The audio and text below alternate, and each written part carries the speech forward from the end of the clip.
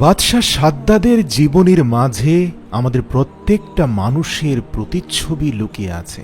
আজকের এই পুরো ঐতিহাসিক ঘটনাটা শোনার পর এমন অনেক কিছু বুঝতে পারবেন, উপলব্ধি করতে পারবেন, যা আপনাকে সরল সঠিক সিরাতাল মুস্তাকিমের পথে পরিচালিত করতে বাধ্য করবে ইনশাআল্লাহ। তাই আমি আপনার ভালোর জন্য এই পুরো ভিডিওটি স্কিপ না করে শেষ পর্যন্ত দেখার অনুরোধ করছি। আপনি কি জানেন, হযরত আজরাইল আলাইহিস সালাম নিজেই বলেছেন, আমাকে আল্লাহ ক্রোধ আর তীব্র হুঙ্কার দিয়ে তৈরি করেছেন। দয়ামায়াহীন একটা চরিত্র হচ্ছে আমি। কিন্তু এই আজরাইল আলাইহিস সালাম নিজেই একজন মায়ের জান কবজ করতে গিয়ে অশ্রুসিক্ত হয়েছিলেন। ঘটনার শুরু নবী সালেহ আলাইহিস সালামের সময়। সাদ্দাত যখন নবজাতক শিশু, সে তার মায়ের সাথে জাহাজে করে গভীর সমুদ্রে পাড়ি দিচ্ছিল। সাদ্দাতের বয়স তখন 2 দিন কিংবা 3 দিন হবে। জাহাজ যখন সমুদ্রের মাঝে গেল, তখন হঠাৎ প্রবল বেগে ঝড় শুরু হয়ে গেল।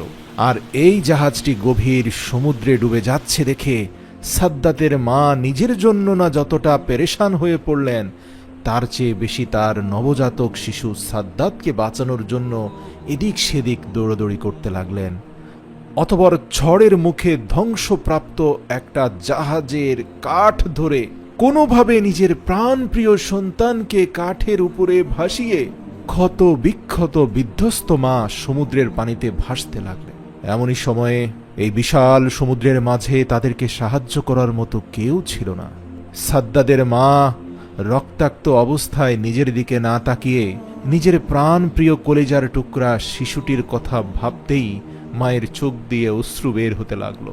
আপনাদের জানিয়ে রাখি, আল্লাহ তাআলা পৃথিবীর বুকে যত শ্রেষ্ঠ মানুষ বানিয়েছেন তাদের মধ্যে সবচেয়ে সুন্দর ছিলেন হযরত ইউসুফ আলাইহিস সালাম। আর পৃথিবীর বুকে যত ভয়ঙ্কর মানুষ বানিয়েছেন তাদের মধ্যে সবচেয়ে আকর্ষণীয় এবং সুন্দর চেহারার মানুষ ছিল সাদ্দাত।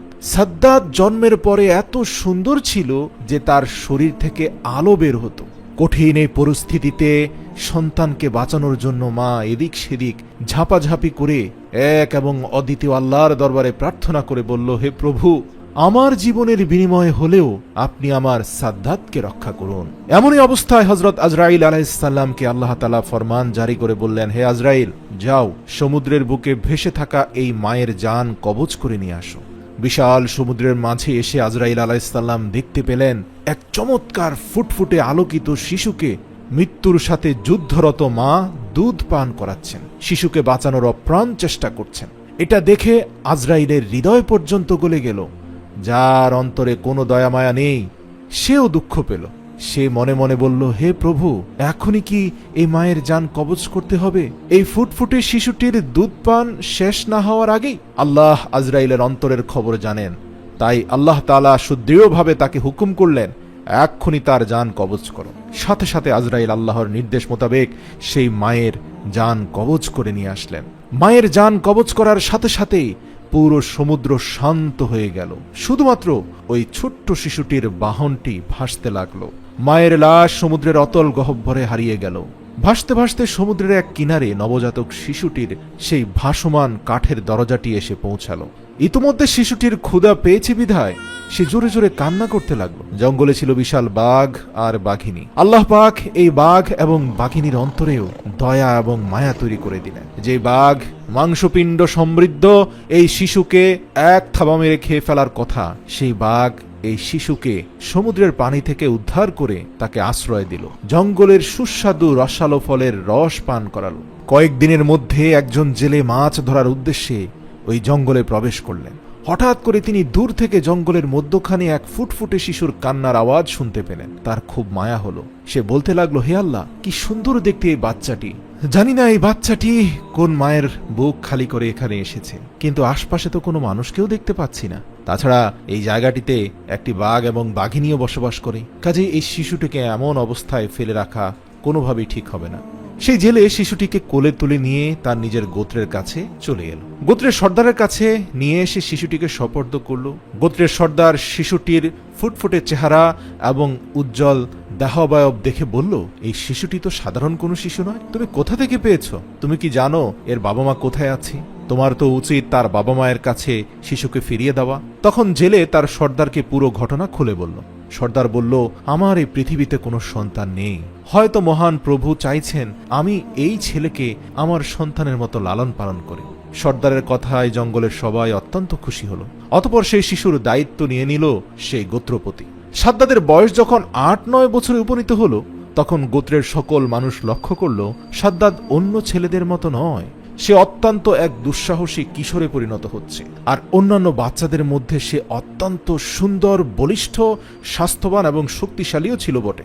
তার মায়াময় চেহারার দিকে একবার যে তাকাতো সেই আকৃষ্ট হতো।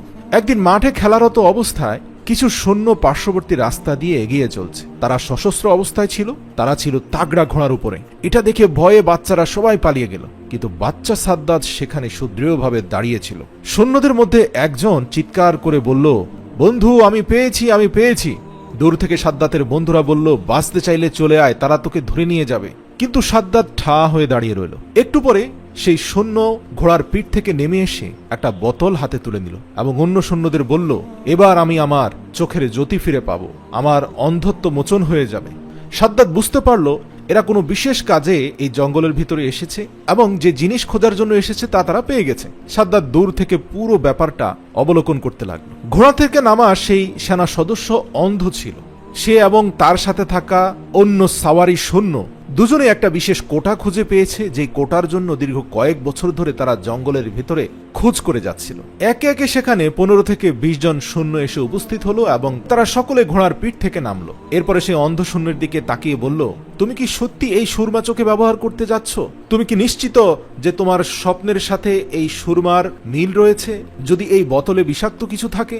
তখন সেই অন্ধ সৈন্য কিছুটা বিব্রতকর পরিস্থিতিতে পড়ে গেল। উপস্থিত সৈন্যদের একজন বলল, এক কাজ করো, ওই যে জঙ্গলের কোনায় একটা কিশোরকে দেখা যাচ্ছে, তুমি বরং এই সুরমাদানির সুরমা সেই কিশোরের চোখে প্রয়োগ করো। যদি সেই কিশোরের চোখ নষ্ট না হয়, কোনো ক্ষতি না হয়, তাহলে তুমি বুঝে নিবে যে এই সুরমা দিয়ে তোমার অন্ধত্ব দূর হবে। এটাই তোমার স্বপ্নে খুঁজে পাওয়া সুরমা। পুরো পরিস্থিতি সাদ্দাত নিজেও অবলোকন করছিল। সেও অবাক হচ্ছিল যে এখানে কি ঘটছে। অতঃপর সৈন্যবাহিনী তাকে ডাকলো।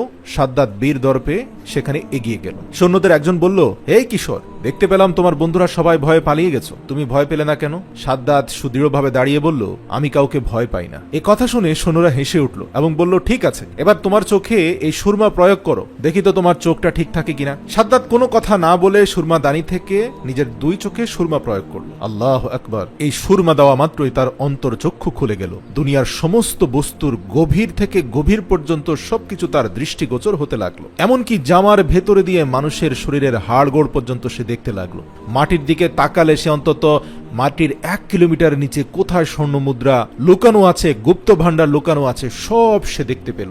সাদ্দাত বুঝতে পারল এই সুরমা কোনো সাধারণ সুরমা নয়, সে ছিল অত্যন্ত চালাক প্রকৃতির। চালাক ধূর্ত সাদ্দাত মুহূর্তের মধ্যে নিজের মতলব পাল্টে ফেলল। এই কিশোর বয়সে সে চট করে সকল সৈন্যকে বলতে লাগলো, আমার চোখ প্রচন্ড ব্যথা করছে, আমি তো কিছুই দেখতে পাচ্ছি না, আপনারা আমার চোখে কি দিয়েছেন? এই কথা শুনে সৈন্যরা আশ্চর্য হয়ে গেল। একজন অন্যজনের দিকে তাকিয়ে বিস্ময় প্রকাশ করল। অতঃপর অন্ধ সৈন্যের দিকে তাকিয়ে বলল, বন্ধু, তুমি বেঁচে গেছো। এতদিন তো দৃষ্টিশক্তি ছিল না, এই সুরমা ব্যবহার করলে হয়তো তোমার চোখই গলে পড়ে যেত। চলো চলো, এখান থেকে চলো। এই সুরমাদানি তোমার স্বপ্নে পাওয়া সুরমাদানি নয়। মন খারাপ করে সেই অন্ধ সৈন্য গোড়ার পিঠে উঠল এবং তাকে অনুসরণ করলো পুরো সৈন্যবাহিনীর সবাই, এবং কিছুক্ষণের মধ্যে তারা স্থান ত্যাগ করল। সুরমাদানি নিয়ে সাদ্দাত তার পিতার কাছে এসে বলল, আব্বাজান, আমি এমন এক জিনিস পেয়েছি যা দিয়ে আমরা এই পৃথিবীর সবচেয়ে সম্পদশালী হয়ে পড়ব।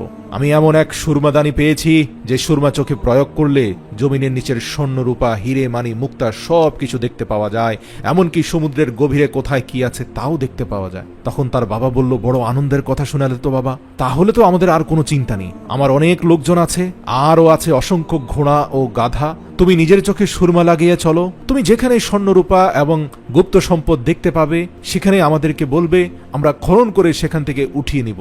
এভাবেই আমরা সফলতার দিকে এগিয়ে যাব। যেই কথা সেই কাজ। মাত্র 10 বছরের মধ্যেই এক বিশাল সম্পদশালী যুবকে পরিণত হলো সাদ্দাত। হঠাৎ একদিন তার পালক পিতা অর্থাৎ সেই গোত্রের সর্দারের মৃত্যু হলো। সর্দারের মৃত্যুর সাথে সাথে এলাকাবাসী সবাই সাদ্দাতকে নিজেদের সর্দার হিসাবে নিয়োজিত করল। সময় যত যাচ্ছে তৎকালীন রাজার চেয়েও সম্পদে স্বয়ং সম্পূর্ণ হয়ে উঠছে সাদ্দাত। ধীরে ধীরে অহংকারী হয়ে গেল সাদ্দাত, কারণ তার কাছে প্রচুর দুনিয়াবি সম্পদ জমা হয়ে গেল। এমনকি একটা পর্যায়ে সে ওই দেশের বাদশাকেও পরোয়া করত না। এভাবে কয়েক বছর পর তার প্রশিক্ষণপ্রাপ্ত সৈন্য দ্বারা দেশের বাদশাকে পরাজিত করে সে নিজেই দেশের বাদশার সিংহাসনে আরোহণ করল, এক রাষ্ট্রীয় ক্ষমতা নিজের হাতে তুলে নেয়। এক সময়ের অসহায় বাচ্চা আজ পুরো রাষ্ট্র ক্ষমতা দখল করেছে। একদিন সাদ্দাত তার দরবারের উজির নাজের মন্ত্রী এবং সমস্ত কর্মচারীকে ডেকে বলল, আমার ধন দৌলত, সোনারূপা আর আমার শারীরিক সক্ষমতা, এসবের সাথে পৃথিবীর কোনো মানুষের তুলনা হয় না। আমার যেরকম সৌন্দর্য, ধন সম্পদ এবং আমি আমার দৃষ্টি দিয়ে প্রত্যেকটি বস্তুর গভীর থেকে গভীর পর্যন্ত উপলব্ধি করতে পারি, তোমাদের কি মনে হয় না আমি খোদা হওয়ার উপযুক্ত? নাউযু বিল্লাহি মিন যালিক। তখন সেখানে উপস্থিত তার পদলেহনকারী মানে পা চাটা মন্ত্রীরা বলতে লাগলো, অবশ্যই মহারাজ, অবশ্যই, নিশ্চয়ই, আপনার মধ্যে যে সক্ষমতা আছে আপনি তো খোদা হওয়ার উপযোগী। কয়েকজন তো আরও এক ধাপ এগিয়ে বলল, আপনি যদি খোদা না হন তাহলে এই দুনিয়ার খোদা কে হবে বলুন তো? এত সুন্দর মণিমুক্ত হীরে জহরত, এত কর্মচারী, আর আপনার চোখের বিশেষ ক্ষমতা, এসব কিছুই বলছে যে আপনি আমাদের খোদা। মুহূর্তের মধ্যে অহংকারী সাদ্দাদের অহংকার আরও কয়েক গুণ বেড়ে গেল। অহংকারে যেন মাটিতে তার পাই পড়ে না। সে ঘোষণা দিয়ে দিল, কাল থেকে সকল পূজা অর্চনা বন্ধ হয়ে যাবে, সবাই শুধুমাত্র আমাকেই পূজা করবে। আপনাদেরকে জানিয়ে রাখি, সে সময় মানুষজন গাছ, পাথর এবং আগুনের পূজা করত, কেউ কেউ মূর্তি পূজা করত।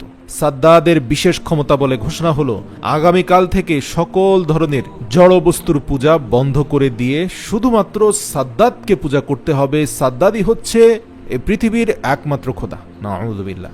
সাদ্দাদের হুকুম মতো তার সৈন্যবাহিনীর এই ফরমান পুরো দেশব্যাপী জানিয়ে দেওয়া হলো এবং যারা যারা অমান্য করলো তাদের অনেককেই মৃত্যুদণ্ড সহ কঠিন শাস্তি দেওয়া হলো।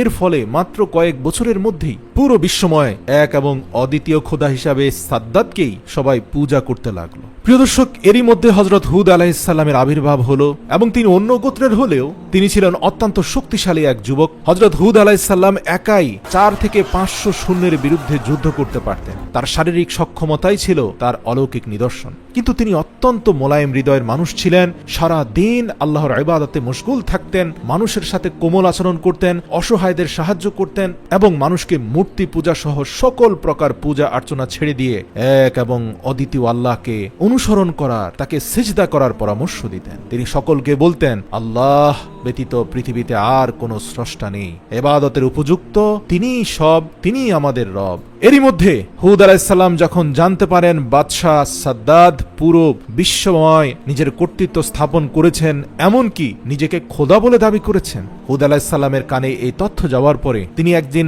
রাজ দরবারে এসে সকল প্রটোকল ভেঙে, এমনকি সাদ্দাদের রাজ দরবারের কয়েকজন প্রহরীকে বেদম পিটিয়ে রাজ দরবারের ভিতরে সরাসরি সাদ্দাদের সিংহাসনের সামনে চলে গেলেন। গিয়ে তিনি অত্যন্ত ক্রোধান্বিত হয়ে বলতে লাগলেন, সাদ্দাদ, আমি শুনতে পাচ্ছি তুমি নাকি নিজেকে খোদা দাবি করছো। এত বড় সাহস তোমাকে কে দিল? এক এবং অদ্বিতীয় আল্লাহর প্রতি আজই তুমি ঈমান আনো, আর নয়তো মহান প্রভু তোমাকে কখনোই ক্ষমা করবেন না। রাজদরবারের সবাই তো অবাক, যার বয়ে দেশের সমস্ত মানুষ, উজির নাজের মন্ত্রী, এমনকি নিজের বেগমও কথা বলতে পারে না, সেখানে একজন দরবেশ কিনা তাকে উপদেশ দিচ্ছে। কে এই ব্যক্তি? পাশে থাকা তার মন্ত্রী বলল, হুজুর, কে এই ব্যক্তি যে আপনার উপর কথা বলে? তার সাহস তো কম নয়, তাকে এক্ষুনি মৃত্যুদণ্ড দেন। সাদ্দাদ তার মন্ত্রীকে থামিয়ে দিল, কারণ সাদ্দাদের চোখে যে গভীর দৃষ্টি আছে, সে দৃষ্টি দিয়ে তিনি হুদ আলাইহিস সালামের দিকে তাকিয়ে বুঝতে পারছিলেন যে ইনি সাধারণ কোনো মানুষ নয়, তার ভেতরে অন্তত কয়েক হাজার মানুষের শক্তি বসবাস করছে। এখানে তার সাথে ঝামেলা না করে কৌশল অবলম্বন করতে হবে। তবে যাই হোক, তার প্রভুত্ব অস্বীকার করায় সাদ্দাদ অত্যন্ত ক্ষিপ্ত হয়ে উচ্চ স্বরে হযরত হুদ আলাইহিস সালামকে গর্জন করে বলে উঠল, তোমার আল্লাহকে কেন মানতে যাব? কিসের জন্য আমি তোমার খোদাকে মানব? হুদ আলাইহিস সালাম বললেন, আল্লাহ পরম করুণাময়, যদি আপনি তার প্রতি সিজদা অবনত হন এবং তার বিধিবিধানের অনুসরণ করেন, তাহলে দুনিয়াতে শান্তি পাবেন, আখিরাতে চিরস্থায়ী বেহেশতে থাকতে পাবেন, যে বেহেশত কোনো মানুষ কল্পনাও করতে পারবে না। এই কথা শুনে বাদশাহ সাদ্দাদ হেসে উঠল, অহংকারের সাথে বলল, তোমার আল্লাহ কি আমার চেয়ে সুখী? তুমি কি জানো না এই পৃথিবীর সকল স্বর্ণ মুদ্রা সবই আমার চোখে দেখা দেয়? এই পৃথিবীর অধিকাংশ স্বর্ণ মুদ্রা আমার হাতে। এত কিছুর পরেও তুমি বলছো যে আমাকে তোমার আল্লাহর কাছ থেকে আরো বেশি ধন দৌলত নিতে হবে, বেহেশতে যেতে হবে। আমি কি তোমার রবের চেয়ে শ্রেষ্ঠ নই? আর তাছাড়া তোমার রবের বেহেশতে যেতে হলে দুনিয়াতে তো মৃত্যুবরণ করতে হয়। হুদ আলাইহিসসালাম বললেন, মূর্খতা ছেড়ে দিন বাদশাহ, যদি আপনি আল্লাহকে অনুসরণ করেন তাহলে আখেরাতে যে বেহেশত পাবেন সেটা এই দুনিয়ার তুলনায় অতুলনীয়। আপনার স্বর্ণ মণিমুক্তার ভাণ্ডারের চেয়েও আরো বেশি শ্রেষ্ঠ। সেখানে কোনো কিছুর অভাব নেই, যেখানে থাকবে হুর গিলমান, খাবার দাবার সহ আপনার অন্তর যা চায় তার সবকিছু।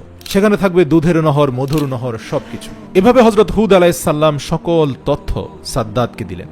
হুদ আলাইহিসসালাম বলতে লাগলেন, এখনো সময় আছে, আপনি সরল সঠিক পথে ফিরে আসুন। সাদ্দাত হা হা করে হেসে উঠল এবং বলল, যাও, তোমার রবের চেয়েও শ্রেষ্ঠ জান্নাত আমি তোমাকে বানিয়ে দেব। তারপরও আমি তোমার আল্লাহর কাছে মাথা নত করব না। আমি তোমার আল্লাহর সাথে চ্যালেঞ্জ করছি, তার চেয়েও শ্রেষ্ঠ বেহেশত এই পৃথিবীর বুকে আমি বানাবো। তুমি বলেছ তোমার আল্লাহর বেহেশত দু চোখ যতটুকু যায় ততটুকু প্রশস্ত। আমিও পৃথিবীর বুকে এত বড় বেহেশত বানাবো যেখানে চারপাশে দু চোখ যতটুকু যায় সব নেয়ামত আর নেয়ামত থাকবে। তখন হযরত হুদ আলাইহিসসালাম বললেন, বাদশাহ সাদ্দাত, তোমার মাথা খারাপ হয়ে গেছে, না হলে এমন কথা বলতে না। আল্লাহ যা করতে পারে তা পৃথিবীর কোনো মানুষ কখনোই করতে পারবে না। অহংকারী সাদ্দাত হেসে হেসে বলল, হ্যাঁ, আমি তো কোনো সাধারণ মানুষ নই, আমি তোমার আল্লাহর চেয়েও শ্রেষ্ঠ। নাউযুবিল্লাহি মিন যালিক। এভাবে এক পর্যায়ে মূর্খ বাদশাহ হযরত হুদ আলাইহিসসালামকে অপমান করে সে রাজদরবার থেকে তাড়িয়ে দিলেন এবং তাকে চ্যালেঞ্জ দিয়ে বললেন, কয়েকশো বছরের মধ্যে পৃথিবীর বুকে সর্বশ্রেষ্ঠ জান্নাত, যেটা আল্লাহর জান্নাতের চেয়েও শ্রেষ্ঠ হবে, এমন জান্নাত বানিয়ে তিনি হুদ আলাইহিসসালামকে দেখাবেন। দর্শক, আপনাদের জানিয়ে রাখি, এই ঘটনা হযরত নূহ আলাইহিসসালামের পূর্বের ঘটনা। তখন এক একজন মানুষের সাধারণ গড় হায়াত ছিল 1000 থেকে 1500 বছর। তাই 200-300 বছর তখন হেসে খেলেই কেটে যেত। কিছুদিন পর বাদশাহ সাদ্দাত তার সমস্ত উজির, নাজির, মন্ত্রী এবং কর্মচারীকে ডেকে বলল, আমি দুনিয়াতে বেহেশত তৈরির পরিকল্পনা নিয়েছি, সুতরাং তোমরা উপযুক্ত জায়গার সন্ধান করো। সাদ্দাতের প্রধান উপদেষ্টা দীর্ঘ 15 বছর কঠোর পরিশ্রম করে পুরো বিশ্ব ভ্রমণ করে এমন একটি স্থান নির্বাচন করল, ঐতিহাসিকদের মতে সেই স্থানটি বর্তমান তুরস্ক, ইরাক, ইরান, আর্মেনিয়া, আজারবাইজান সহ এই বিশাল অঞ্চলের 8000 মাইল চওড়া এবং 5000 মাইল প্রশস্ত এমন একটি স্থান নির্বাচন করা হলো সাদ্দাতের বেহেশত বানানোর জন্য। এই কথা শুনে বাদশাহ সাদ্দাত অনেক খুশি হলো। সাথে সাথে বাদশাহ সাদ্দাত ঘোষণা করল, আজ থেকে এই দেশে কারো বাড়িতে কেউ কোনো স্বর্ণরূপা রাখতে পারবে না। পৃথিবীর সকল স্বর্ণরূপার মালিক আমি। সবাইকে রাজদরবারে জমা দিয়ে যেতে হবে, যারা জমা দিবে না তাদের কাছ থেকে কেড়ে নেওয়া হবে। প্রিয় দর্শক, এরপরেই সাদ্দাতের শাসন আমলের সবচেয়ে জঘন্য অধ্যায়ের শুরু হলো। মানুষজন আর শান্তিতে ঘুমোতে পারল না যেদিন থেকে সাদ্দাতের বেহেশতের কাজ শুরু হলো। পৃথিবীর বিভিন্ন প্রান্তে প্রতিটি বাড়িতে অনুসন্ধান করতে লাগলো সাদ্দাতের সেই বাহিনী, যার বাড়িতে সোনারূপা হিরে পাওয়া যেত সেটিকে তারা নিয়ে চলে আসত। এভাবে সাদ্দাতের সৈন্যবাহিনী সাধারণ মানুষের উপর অত্যাচার করত। দেশে ক্রমশ অন্যায় অত্যাচার বেড়ে গেল। বাদশাহ সাদ্দাত তার মন্ত্রীকে জিজ্ঞেস করল, মন্ত্রী, বেহেশত তৈরির কাজ কত দূরে গেল? মন্ত্রী বলল, হুজুর, দুনিয়ার বিভিন্ন প্রান্তে যেখানে যত মূল্যবান জিনিস ছিল, স্বর্ণ, হিরে, মানিক, মুক্তা, জহরত, ইয়াকুত, মার্বেল, সব জোগাড় করেছি, কেড়ে নিয়েছি মানুষের কাছ থেকে। এমনইভাবে পৃথিবীর বিভিন্ন প্রান্ত থেকে লক্ষ লক্ষ সুদক্ষ কারিগর ও মজুর বেহেশত তৈরির জন্য আসতে শুরু করলো। তাদেরকে বলা হলো, তোমরা বেহেশতের মধ্যে এমন অসংখ্য বালাখানা তৈরি করবে, যার একটি ইট হবে স্বর্ণের, অপরটি হবে রূপার। মনে রাখবে, তোমরা যেদিন এই কাজ সফল করে আমাদের সংবাদ দেবে, সেদিনই আমরা আমাদের বাদশাকে নিয়ে যাব। সাদ্দাত ঘোষণা করলো, যেদিন কাজ শেষ হবে সেদিনই আমার চিরকাঙ্ক্ষিত বেহেশতে বসবাসের জন্য আমি যাব। এদিকে লক্ষ লক্ষ শ্রমিকরা দিন রাত পরিশ্রম করে 300 বছর ধরে রক্তঝরা পরিশ্রমের শেষে বেহেশত তৈরির কাজ শেষ হলো। অনেক ঐতিহাসিকদের মতে সেটি বিচিত্র কারুকার্যময় ও অপূর্ব সুন্দর হয়েছিল। যেদিকে নজর দেওয়া যায় সেদিকে অপরূপ। চারদিকে কারিগরদের শ্বেত পাথরের অপূর্ব কার্য, রংমহলের চারিধারে হাজার হাজার ঝাড় লণ্ঠন ঝুলছে, কিন্তু আলোর দরকার হয় না। অন্ধকার রাতে সেই ঘরগুলো চাঁদের আলোর মতো স্নিগ্ধ। ঝলমণি মুক্ত খচিত ঘরের মেঝে সজ্জিত রয়েছে। মেঝের উপরে রয়েছে নানান রকমের সুন্দর সুন্দর ফুলদানি। ঘরের চারদিক থেকে আতর, গোলাপ, মিষ্টি, আম্বারের সুগন্ধ ছুটছে। মহলের চারপাশে বাগান রয়েছে। এই বাগানে রয়েছে সোনারূপার গাছ, তার পাতা ও ফল নানা রকমের কারুকার্যময় পাথর দিয়ে তৈরি। ভ্রমর ও মৌমাছিগুলো এমন ভাবে নির্মিত হয়েছে, দেখে মনে হবে তারা সত্যি ফুলের উপর বসে মধু পান করছে। আর সেই সকল রাজপ্রাসাদের পাশ দিয়ে পানির নহর কুলকুল শব্দে বয়ে চলছে। যা তা পানি নয়, সবই গোলাপের পানি। সেই পানির থেকে গোলাপের সুগন্ধ আসে। তার পানি এত স্বচ্ছ যে মনে হচ্ছে যেন মুক্তার ধারা বয়ে চলছে। এখানে শত শত সুন্দরী রমণী আছে। তারপরে আনন্দের জন্য নাচ ঘর রয়েছে। সেখানে সারা পৃথিবী থেকে বেছে বেছে সুন্দরী রমণীদের আনা হলো আনন্দের জন্য। কুচি কুচি ফুটফুটে সুন্দর কিশোরদের রাখা হলো। অর্থাৎ জান্নাতে হুর গিলমান বলতে যা বোঝায় তাও সেখানে ঢুকানো হলো সাদ্দাদের জন্য। বেহেশত নির্মাণের কাজ সম্পূর্ণ হলে অবশেষে বাদশার মন্ত্রী একদিন বাদশার কাছে গিয়ে বলল, হুজুর এবার আপনি আসুন। বাদশা সাদ্দাদ খুব আনন্দের সাথে বলল, বেশ, কিছুদিনের মধ্যেই আমি সেখানে প্রবেশ করব, তুমি একটি বিশাল রাজ আয়োজনের ব্যবস্থা করো। সাদ্দাদের সম্মানার্থে বেহেশতে প্রবেশের চারপাশে নির্মাণ করা হলো অসংখ্য নর্তকীদের স্টেজ, যেখানে নেচে গিয়ে সাদ্দাদকে আমন্ত্রণ জানানো হবে। সুন্দরী যুবতীদের দাঁড় করিয়ে রাখা হলো বাদশাকে অভ্যর্থনা জানানোর জন্য। মোট কথা, বাদশার আনন্দ আরাম আয়েশের জন্য যত কিছুর প্রয়োজন সবই তারা করল। বেহেশতে প্রবেশের নির্ধারিত সময় উপস্থিত সকল প্রকার প্রস্তুতি সম্পন্ন করে বাদশা শাহী পোশাকে সজ্জিত হয়ে তার মন্ত্রী, উজির, নাজির, কর্মচারী সমস্ত লোকজনকে নিয়ে বেহেশতে প্রবেশের জন্য এগিয়ে চলল। কিছু দূর যাওয়ার পর দূর থেকে নজরে পড়ল বেহেশতের এক অংশ এত চমকপ্রদ যে চোখ ঝলসে যেতে লাগলো। আনন্দে সাদ্দাদের ভেতরে হইচই শুরু হয়ে গেল। মনে মনে বলতে লাগলো, হ্যাঁ, এই তো সেই স্বপ্নের বেহেশত। কোথায় হুদ? হুদকে ডেকে আনো। আমি সেই এক এবং অদ্বিতীয় খোদার নবী হুদকে দেখাতে চাই যে এমন বেহেশত কি তোমার খোদা বানাতে পেরেছে। সাদ্দাদের রাজ দরবারের উজির নাজিররা নবী হুদকে আমন্ত্রণ জানালেও আল্লাহ রাব্বুল আলামিন নবী হুদকে জিবরাইল আলাইহিস সালামের মাধ্যমে নিষেধ করে দিলেন যেন তিনি সেই বেহেশত উদ্বোধনে অংশগ্রহণ না করেন, কারণ আল্লাহর ভিন্ন পরিকল্পনা ছিল। আর পবিত্র কোরআনে আল্লাহ তাআলা বলেন, তারাও পরিকল্পনা করে, আল্লাহ পরিকল্পনা করেন, নিঃসন্দেহে আল্লাহ সর্বশ্রেষ্ঠ পরিকল্পনাকারী। আল্লাহু আকবার। সাদ্দাদ প্রচণ্ড আকাঙ্ক্ষা, আনন্দ, উদ্দীপনার সাথে যখন বেহেশতের দরজার কাছাকাছি এসে পড়ল, তখনই বেহেশতের দরজার সামনে হযরত হুদ আলাইহিস সালামকে সোজা হয়ে দাঁড়িয়ে থাকতে দেখলেন। চিৎকার করে বাদশা সাদ্দাদ বলল, কি হে হুদ, দেখেছো আমি কি নির্মাণ করেছি? কিন্তু হ্যাঁ, আমার বেহেশতে তোমাকে ঢুকতে দেব না। শুধু দূর থেকে এক নজর দেখেই তোমাকে এখান থেকে চলে যেতে হবে। সাদ্দাদ যতই বেহেশতের গেটের কাছাকাছি অগ্রসর হচ্ছিল, ক্রমশই সাদ্দাদ দেখতে পেল হুদ আলাইহিস সালামের দেহাবয়ব পরিবর্তিত হয়ে একটা সুন্দর ফুটফুটে চেহারার যুবক হয়ে গেল। বাদশা সাদ্দাদ চিৎকার করে বলল, কি হুদ, এখন জাদু মন্ত্র করছো? যত কিছুই করো, বেহেশত তুমি দেখতে পাবে না। এই বেহেশত শুধু আমার। যাও, তোমার প্রভুকে বলে দাও সাদ্দাদ কি বানিয়েছে। সাদ্দাদ যখন আরো কাছাকাছি চলে এলো বেহেশতের দরজার সামনে থাকা সেই অলৌকিক যুবক সাদ্দাদের কানের কাছে এসে বলল, আমি হুদও নই, কোনো যুবকও নই, কোনো জাদু মন্ত্রের বস্তু নই, আমি মালাইকাল মাউত আজরাইল। সাদ্দাদ হতভম্ব হয়ে গেল।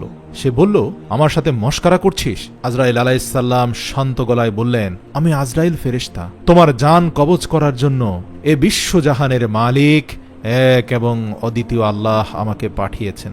সাদ্দাদ ক্রোধান্বিত হয়ে উঠল, চিৎকার করে বলল, সাবধান, আমার সঙ্গে তামাশা করার চেষ্টা করিস না।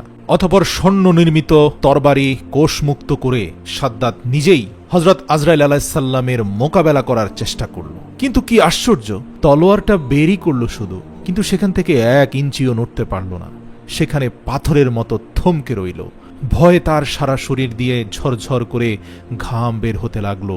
ধীরে ধীরে সাদ্দাদ উপলব্ধি করল তার চারপাশে থাকা অসংখ্য মানুষ বাতাসের সাথে মিলিয়ে যাচ্ছে, সব শূন্য আর একাকার হয়ে যাচ্ছে। শুধু সামনের বেহেশতটা তার রূপ যৌবনের ঝলক দেখাচ্ছে। সাদ্দাদ শরীরের সর্বশেষ শক্তি দিয়ে চিৎকার করে বলল, সৈন্যগণ, শত্রুকে মোকাবেলা করো। আজরাইল ফেরেশতা অট্ট হাসিতে হেসে বলল, কোথায় তোমার সেই বিশাল সৈন্য? একটু পিছনে তাকাও, তোমার চারপাশের মতো তোমার পেছনের বিশাল সৈন্য কিন্তু হারিয়ে গেছে। সাদ্দাদ ধীরে ধীরে পেছন দিকে মাথা ঘুরিয়ে দেখল, তার পেছনে কেউ অবশিষ্ট নেই। আল্লাহ আকবার। তার সৈন্য, সামন্ত, উজির, নাজির, ক্ষমতা, দম্ভ, সম্পদ সব হারিয়ে গেছে, নিশ্চিহ্ন হয়ে গেছে। সাদ্দাত এবার কাঁপতে লাগলো ভয়ে। তারপর নত হয়ে ভীত কণ্ঠে বলল, সত্যি তুমি আজরাইল? হযরত আজরাইল আলাইহিস সালাম বললেন, হ্যাঁ, সত্যি আমি আজরাইল, কিন্তু দেরি করার মতো সময় আমার নেই। সাদ্দাদ তার বেহেশতের দরজার দিকে তাকিয়ে দেখল সেটির সৌন্দর্য আরো কয়েক গুণ বেড়ে গেছে। সে করুণ স্বরে বিনীত নয়নে আজরাইল আলাইহিস সালামের দিকে তাকিয়ে বলল, হে আজরাইল, আমাকে আমার বেহেশতের মধ্যে একটি পলকের জন্য ঢুকতে দাও। গত ৩০০ বছর ধরে আমি অধীর অপেক্ষায় আছি এই বেহেশতের মাটিতে একটি পা দেব, কিছু সময় কাটাবো, আমাকে সে সুযোগটা অন্তত দাও। আজরাইল মাথা নেড়ে জানিয়ে দিল তার পক্ষে সম্ভব নয়, আল্লাহর হুকুম পালন করতেই হবে, এখনই সাদ্দাতের জান কবজ করে নিতেই হবে। এ কথা শুনে শিশুর মতো অসহায়ভাবে হাউমাউ করে কেঁদে উঠল সাদ্দাত, মিনতি করে হাত জোড় করে আজরাইলের পায়ে পড়ল।